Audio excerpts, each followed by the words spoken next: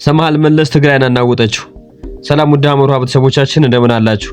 እንደተለመደው አዳዲስ በሀገር አቀፍና በዓለም አቀፍ የተፈጠሩ አዳዲስ ክስተቶችን ወደ እናንተ የምናቀርብበት የዜና ሰዓታችን ላይ እንገኛለን። በዛሬው ዘገባችን በኢትዮጵያ ፖለቲካ ትልቅ አስተዋጽኦ ካላቸው ሰዎች መካከል አንዱ የነበሩት የቀድሞ ጠቅላይ ሚኒስትር አቶ መለስ ዜናዊ ልጅ ሰማሃል መለስ በተመለከተ አዳዲስ መረጃዎች እየወጡ ይገኛሉ። እነሱን መረጃዎች አጠናቅረን ወደ እናንተ ይዘን ቀርበናል። እስከ መጨረሻው ድረስ የና አካውንት ሰብስክራይብ፣ ላይክ እና ሼር ማድረግ አብራችሁን ቆዩ።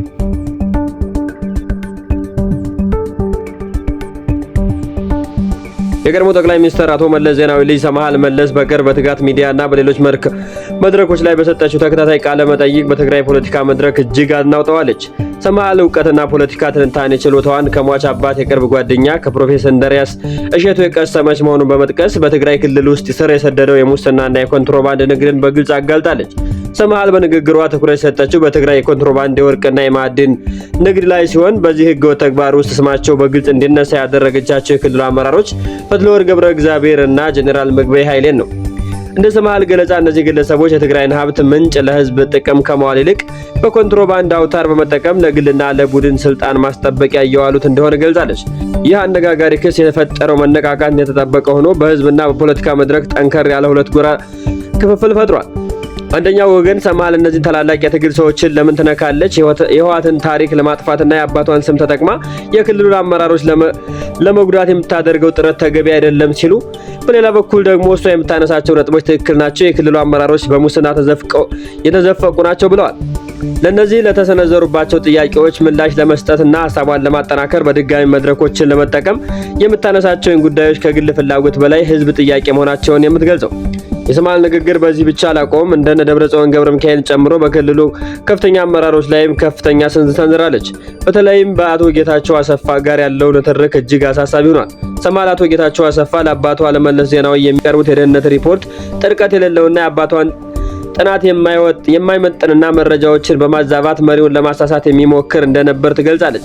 በጊዜው የነበረው የህወሓት አመራሮች አባቷን መለስ ዜናዊን በቀጥታ ለመጋፈጥ ስላልደፈሩ ትኩረታቸውን በቤተሰብ ላይ በማድረግ ሲጠቀሙ እንደነበር ትናገራለች።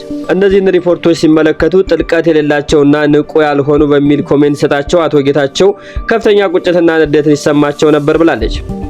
ይህ ንዴት በአቶ መለስ ዜናዊ ላይ እንደ ከፍተኛ ጥላቻ አድርጎ መለስ ከሞተ በኋላ በእሷና በእናቷ በወይዘሮ አዜብ መስፍን ላይ የበቀል እርምጃ በመውሰድ ሲንቀሳቀሱ ነበርም ብላለች።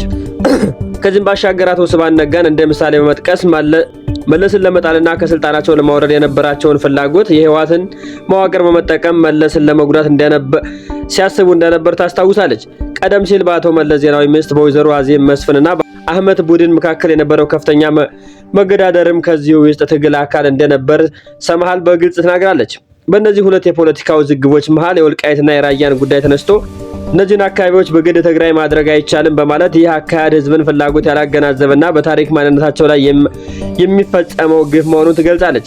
በህወሓት ዘመን በወልቃይት አካባቢ ከፍተኛ ወታደራዊና አስተዳደራዊ ጫና እንዲኖር ያደረገው ለህዝብ ሳይሆን ለቡድን ጥቅምና ለግዛት ማስፋፊያ እንደነበር ትገልጻለች። በአሁኑ ሰዓት በወይዘሮ አዜብ መስፍን ከፖለቲካ ራቅ ብላ በዲያስፖራዊ ንግድና የትምህርት ዘርፍ ላይ ትኩረት ስታደርግ፣ ሰማሃል መለስ ግን የአባቷን ቅርስ ለማስጠበቅ ፖለቲካው ላይ ከፍተኛ ትችት እያስተናገደችና እየሰጠች ትገኛለች።